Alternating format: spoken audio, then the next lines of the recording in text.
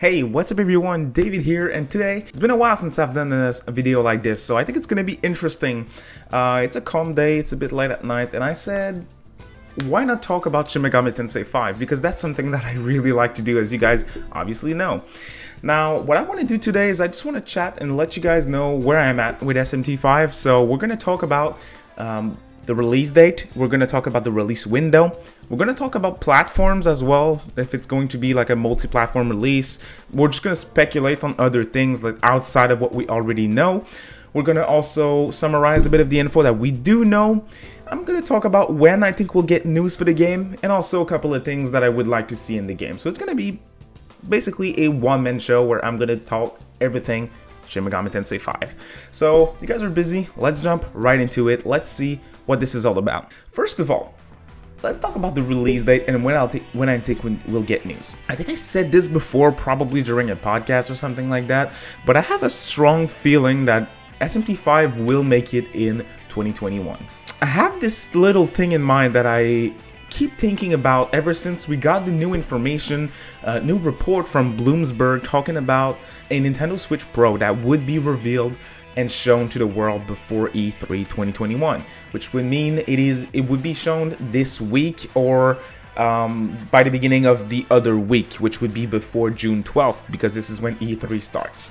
The report from Bloomberg said that the Switch Pro would be revealed before E3, and this was confirmed, or should I say, this was approved and backed by a ton of industry insiders that are extremely reliable, such as Emily Rogers, Nate DeHate from Direct Feed Games, and Jeff Grubb, etc. A ton of insiders, they're like, yep, this is going down, that's going to be shown before E3. I think that makes a ton of sense because of that, but where am I aiming at, you'll ask, because we're talking about SMT V here. Well, I think in this particular report, they do mention that they want to show it before E3. They want to reveal the Switch Pro before E3 because they want third-party developers to show their games at E3 running on the Switch Pro. What's the improvements? How impressive can a game look and run on the Nintendo Switch? On the Nintendo Switch Pro, should I say. And I think Nintendo probably will want to pull something like the January 2017 event, where they showed various different genre of games from various different developers, their own titles, their first-party IPs, and also their third-party IPs that were going to release on the Nintendo Switch. I think at E3, Nintendo will have a big presence. I think they're aiming to cover a large number of genres. So I think they're gonna ask their third-party publishers to get ready to show their games on the Switch Pro. Their games from different genres. So I think we're gonna get like Western games from certain devs, such as, I don't know, maybe Ubisoft or Activision, something like that. I think they're gonna show some big games running on the Nintendo Switch Pro. We might get also some Japanese developers that are gonna show their games. I think we might see the new Resident Evil Revelations 3 that is like exclusive, that is rumored to be exclusive to the Switch, running on the RE engine. I think that's also a game that would prove that the Switch Pro is a very cool system that has some great features, that it's more powerful.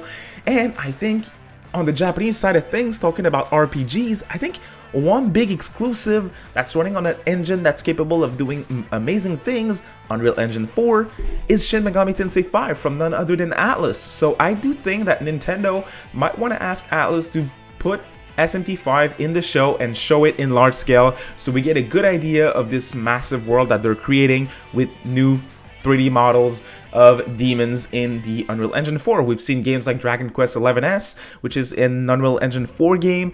It's been in development for years. The port on the Nintendo NX, which became the Switch, took a long ass time to release on Switch. I think it was September 2019, if I'm not mistaken, that it released, and it was the first Nintendo NX game that was revealed, so it took a certain time. Same thing for SMT V. It was revealed in January 2017, and it's not out yet. So I think they have something impressive in their hand that they're about ready to show.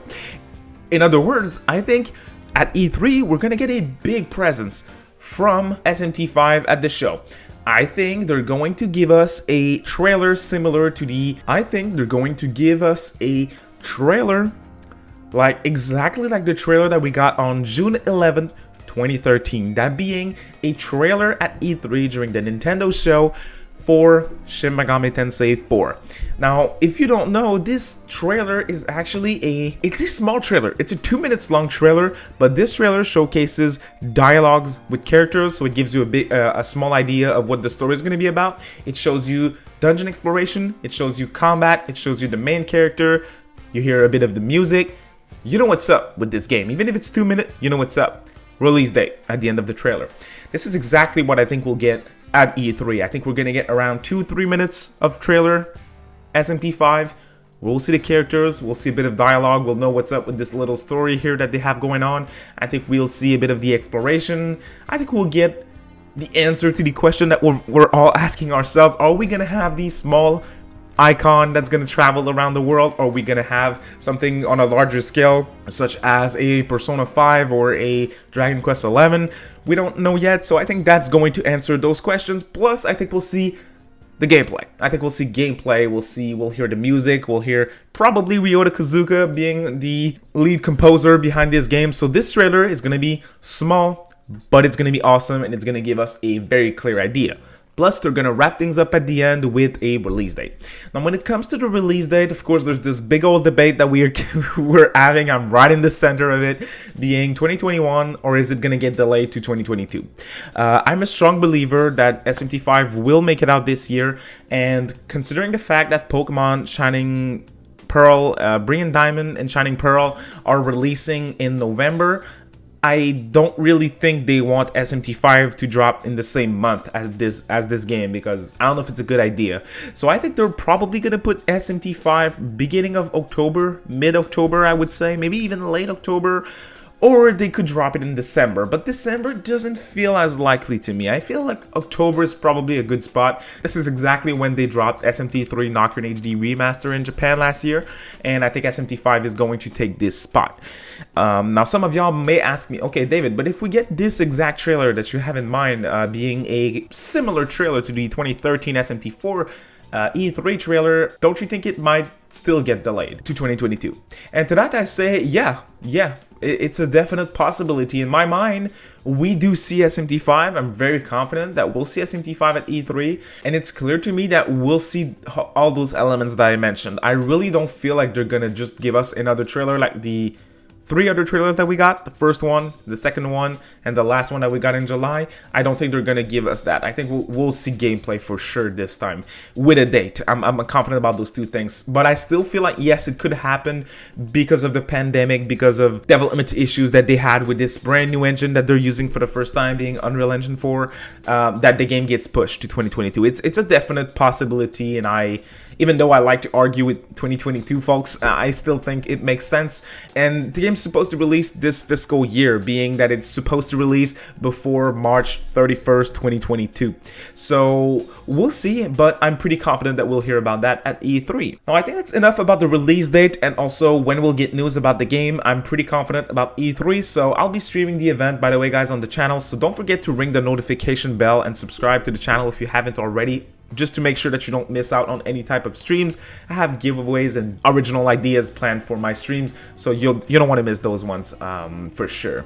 Now, I also wanted to talk about other versions, potential ports of SMT 5 to other systems. I get asked kind of often this question: do you think we'll see SMT 5 on PlayStation 4 and PS5 and PC or even Xbox? I don't really know, but what we do know is that the team, being Team Maniacs, which is developing the game, they chose themselves the Nintendo Switch because they like the capabilities of the system. They like the system being in hybrid, and Yamai himself said multiple times that he thinks the Switch is the perfect system for SMT 5. But does that mean that the game is completely exclusive and that it's not going to release anywhere else? I don't really know. If you look at past titles, and I think Persona 5 in particular is going to let us know what's going to happen. Let me clarify what I mean by that. Persona 5 has the only on PlayStation logo on the box. So for now, a lot of people assume that it's a console exclusive, even if I don't think it is, because it's never been explicitly said by anyone at Atlus that they have some type of contract with Sony that they cannot port Persona 5 on other systems. But what I'm getting at here is that if Persona 5 comes to another system, such as the Switch or the Xbox, I think it's probably the same thing with SMT5. I don't really think Nintendo has some type of deals, which means that they could probably put SMT5 elsewhere. Something else that's possible, let's say we see P5 making the jump to PC, but not to other systems. Well, that probably means, or that may mean, should I say, that Persona 5 might be a console exclusive. Hell, even Sony's putting their games on PC, so I think those big first-party publishers, Nintendo, Microsoft, and Sony nowadays, even Sony, which is impressive, they don't see PC as a big competitor, at least not a place where it's a problem to put your first-party titles on multiple years or multiple months after the original release on your system. For example, Uncharted 4, which is a game that came out a while ago on PlayStation 4, an exclusive, but they're about to put it on PC in the near future. They did it with God of War, and I think this is something that might happen with Persona 5. All of that to say, I think Atlus might do the same thing with SMT5. I don't really think it's likely for us to see SMT5 on PlayStation or Xbox, unfortunately, but I think it may release on PC in the near future. And again, I'm just speculating here because we don't know. We don't know what's the deal. We don't know what's the contract. It may be completely exclusive and there's no way in hell they put this game to any other type of system that isn't a Nintendo console. We don't know. But I think it's probably going to stay on the Switch for at least a year. And then after this year, maybe they decide to put it elsewhere. They kind of did the same thing with a game like Persona 4 Golden, which was exclusive to the Vita. And then multiple years down the line, being in 2020, they ported the game to PC. So maybe something similar happens with games like Persona 5 or games like a game like SMT5. We'll have to wait and see. This is, again, just speculation on my hand. But looking at the last few releases from Atlus, and even Sega's put all the Yakuza games on PC now. Persona 4 Golden, Nocturne HD, Persona 5 Strikers, they put their games on PC, and they've been seeing massive success with those. So I think they're going to keep heading in that direction, and hopefully SMT5 makes it on PC. Now, I also want to talk about wishes for SMT5. I did a video giving you guys my wishes for the game, and I keep pumping out those videos about what are 5 things from Strange Journey that I would like to see in SMT5? What are 5 things from Nocturne, which is my last video, that I want to see in SMT5? But I also want to give general wishes, just vague wishes that are not necessarily from a specific game that I would like to see in 5 before we wrap things up here. I would like to see, this was not an issue for me, first being battles in 2D. So just like in SMT4 or for Apocalypse, we had like the 2D sprites of demons on screen. And I remember saying in the past, I don't know if it was on a video or during a podcast, that I wouldn't mind if SMT5 was with 2D sprites again. If it is with 2D sprites again, I wouldn't mind. But seeing games like Nocturne HD, even if it's just a port of an older game, those 3D models of demons when you fight like a Jack Frost or Thor or anything like that, or hell, just Persona 5. I know I keep referencing Persona 5. I sound like a freaking Game Rant journalist here with the Persona 5 references, but the models look great in those games, and I really want to see what they're able to do with older designs, putting them in HD, and being able to play and see those models on a portable system is really exciting to me. So at this point, even if I wouldn't mind the 2D sprites, I would really prefer beautiful 3D models of our favorite demons, and even the new demons that we'll get in the game. Like, I cannot wait to see what new demons we'll get. And Apocalypse gave us a ton of new demons, and let's say Odin's new design, we obviously saw the new design from Odin in Apocalypse. They put him in the one of the SMT5 trailer, and he looks dope as hell. And to be honest, I'm not too worried. I'm pretty sure we'll get 3D models because it's an Unreal Engine 4 game.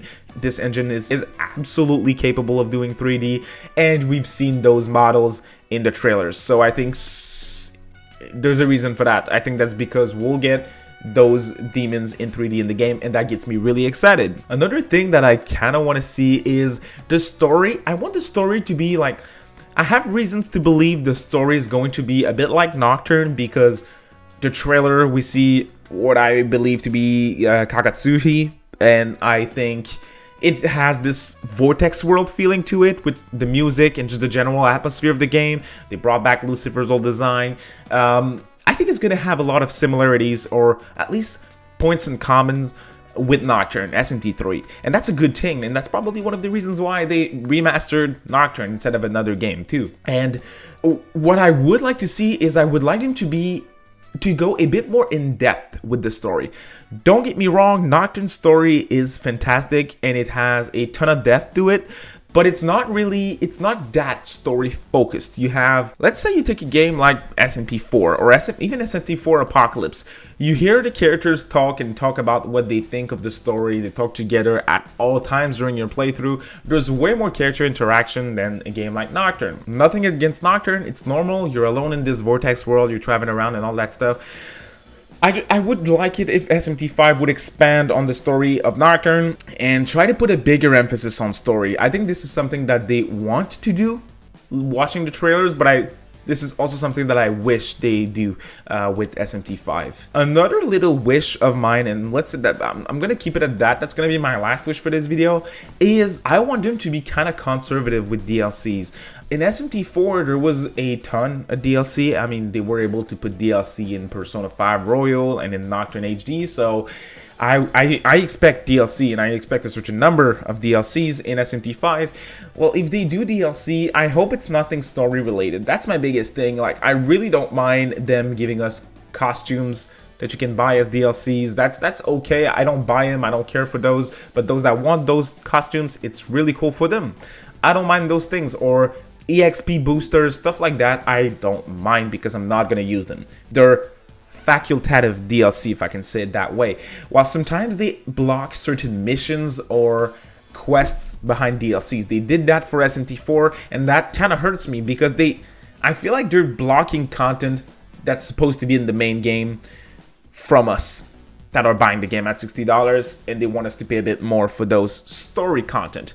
I really hope they just stay conservative, give us little things, little additional features that don't change anything with the story, don't block additional quests or additional missions behind DLC. That's also another wish of mine. I kind of hope they won't do the digital deluxe edition of the game again. They keep doing that, and I'm personally not a big fan of this practice.